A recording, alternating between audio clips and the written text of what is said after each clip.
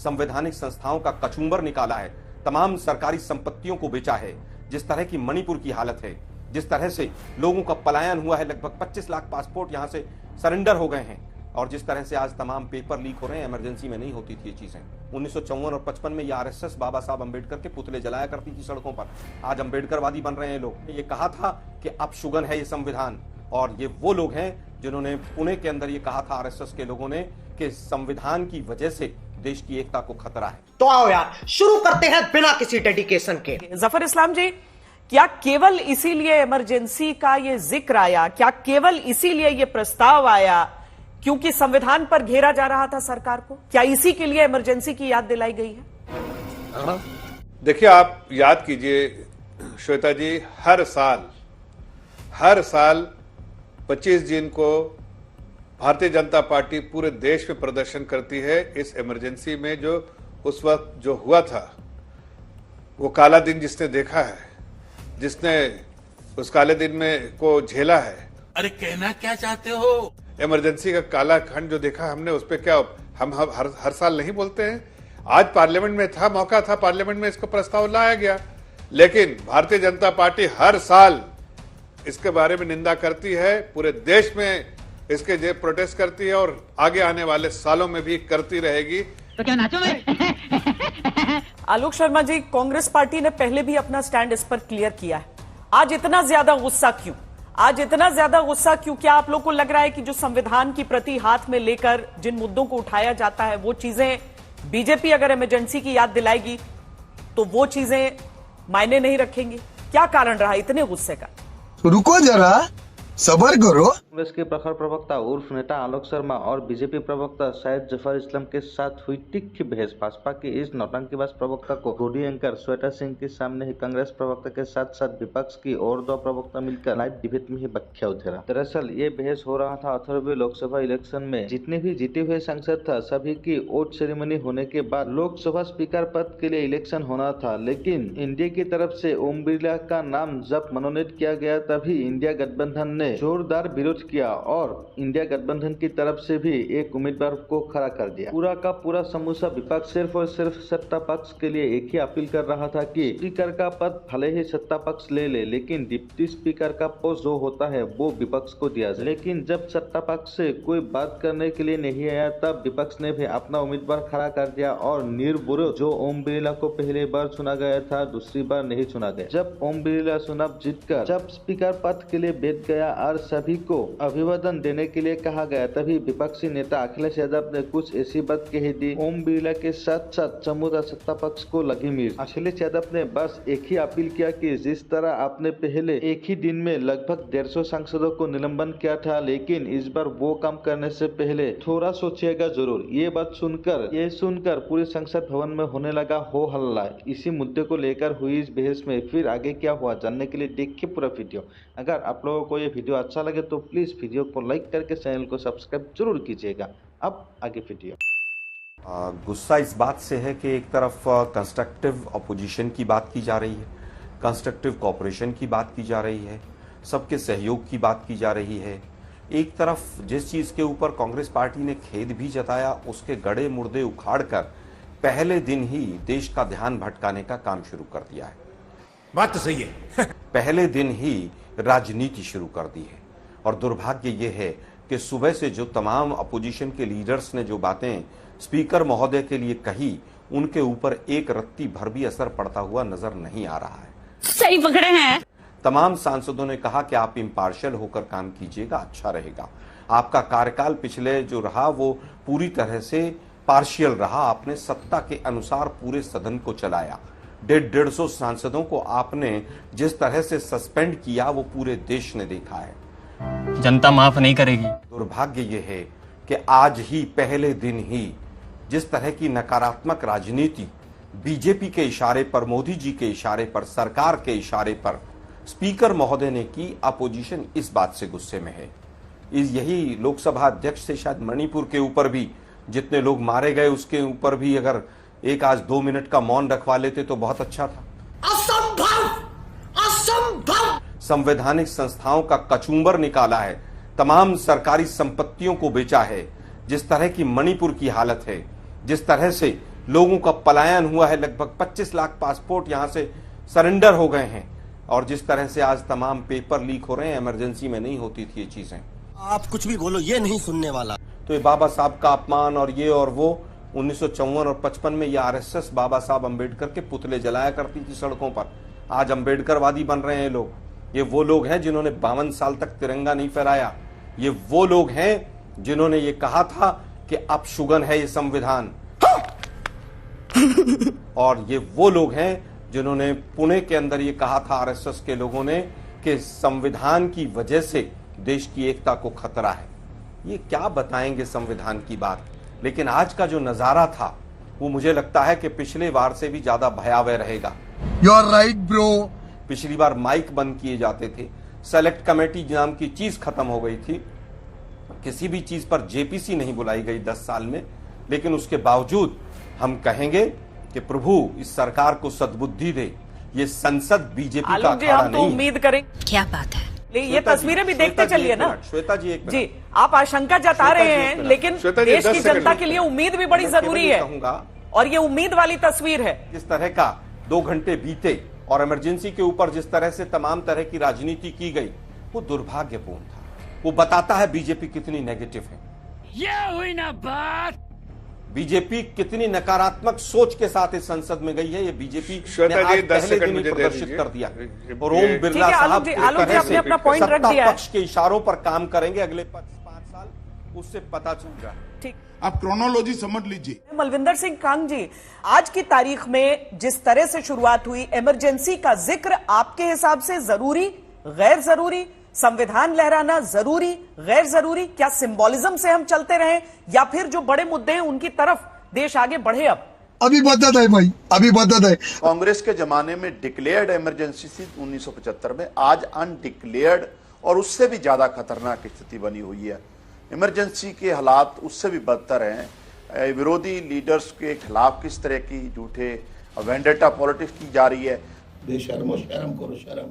Lower court के judgement आने से पहले अपर हाई कोर्ट तक जाई जा रही एजेंसीज, किस तरीके से झूठे केस बनाए जा रहे हैं। एक में जमानत मिलने के आधार बन रहा है, तब तक दूसरी एजेंसी पीछे लगा देती जाती है। अरविंद केजरीवाल जी के साथ यही हुआ। समझ रहे हो आप? पूरी तरीके से अपोजिशन के साथ जो है वेंडेटा किया जा रहा है। किसान, पिछले पंजाब के किसान कई महीनों से हरियाणा के बॉर्डर पे बैठे हैं। मणिपुर 1 साल जलता रहा, प्रधानमंत्री जी बोले नहीं। मुझे क्रेडिट नहीं चाहिए, पर हेल्दी परंपरा रही है हमारे लोकतंत्र की कि डिप्टी स्पीकर अपोजिशन को देना और स्पीकर जो है सर्वसम्मति से चुने जाते हैं। आज पहले दिन ही इस तरीके की बातें सदन के पटल पर आना मुझे लगता बड़ा अनफॉर्चुनेट है। आज हालात बहुत बदतर बनते जा रहे हैं। बात तो सही है। शपथ ग्रहण जैसे औपचारिक और पारंपरिक कार्यक्रम संविधान की प्रति लेकर आना, कहीं ना कहीं आप अविश्वास का जो ये संकट है वो आप बलात् थोपना चाहते थे। आपकी मंशा बिल्कुल साफ थी। प्यारी समझ गई। 1975 के बाद 50 साल का एक दायरा दिखाती है, तो तारीख के हिसाब से तो तिथि हो गई, वो दिन हो गया। अब अगर इसमें एक निंदा प्रस्ताव आता है जिसमें कंडेम किया जाता है इमरजेंसी को इंपोज करने को लेकर, तो आपको उस निंदा प्रस्ताव पर आपत्ति है? कांग्रेस पार्टी की आपत्ति सबसे बढ़कर किस चीज पर रही? जा पूछ क्या निंदा करें, कुछ भी करें, जब 1980 में ही इमरजेंसी का जो दौर था, जनता ने उससे बड़ा जो भी उससे बुरा दौर था 77 से 80 का, वो देखा। क्या आज तक कभी मीडिया ने ये चर्चा की कि 1977 से और 80 तक कितने मीडिया कर्मी जेल में गए उस सरकार में, और कितने कांग्रेसी जेल में गए? शायद मीडिया नहीं कर पाएगा। ये हुई ना बात।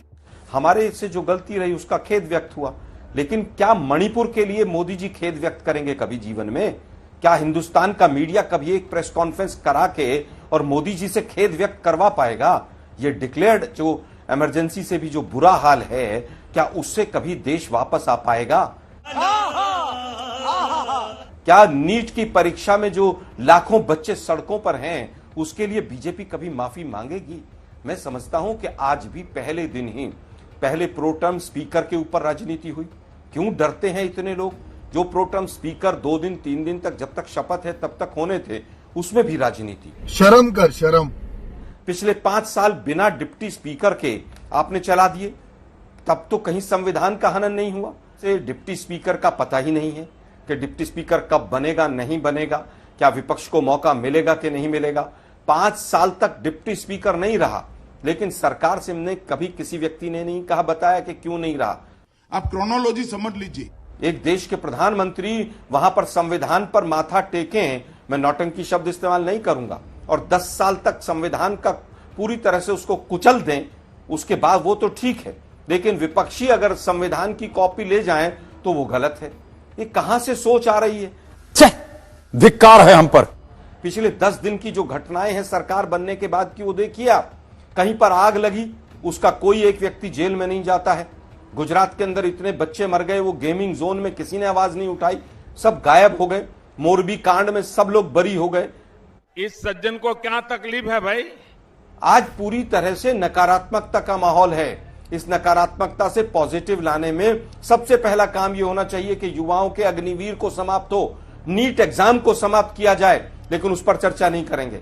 50 साल पहले इमरजेंसी में क्या हुआ था, उस पर चर्चा करेंगे। हिपोक्रेसी की भी सीमा होती है। अरे जो आरएसएस के पिट्ठू आप लोगों ने तमाम जगह पर एग्जामिनेशन बॉडीज में बैठा दिए हैं और वो पूरे भविष्य को, युवाओं को खत्म कर रहे हैं, उस पर चर्चा नहीं चाहते हैं आप जफर इस्लाम जी, नीट का एग्जाम खत्म नहीं होगा कांग्रेस, क्योंकि उसने उस कांग्रेस पार्टी जो कह रही है, व्यक्ति ने, आपके सभी विरोधी जो कह रहे हैं कि सरकार दरअसल कंसेंसस चाहती ही नहीं है, सही पकड़े हैं। है क्या बीजेपी के रुख को देखकर ऐसा लग सकता है? प्रोटेम स्पीकर को लेकर हंगामा हुआ, लेकिन बीजेपी ने वही किया जो वो चाहते थे। स्पीकर को लेकर सारा, डेप्यूटी स्पीकर को लेकर अभी तक सुगबुगाहट नहीं, आहट नहीं है कि क्या आगे आने वाले दिनों में हो सकता है।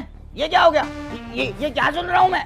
देखिए श्वेता जी, जहां तक स्पीकर का सवाल है, तो स्पीकर जो है वो बिल्कुल सबकी सहमति से ओम बिरला जी को बनना चाहिए। कोई स्कोप भी नहीं था उनके पास, कोई हेडरूम नहीं ऐसा है जहां पर वो इस तरह की फ्रिक्शन क्रिएट करके उनको कामयाबी मिलती।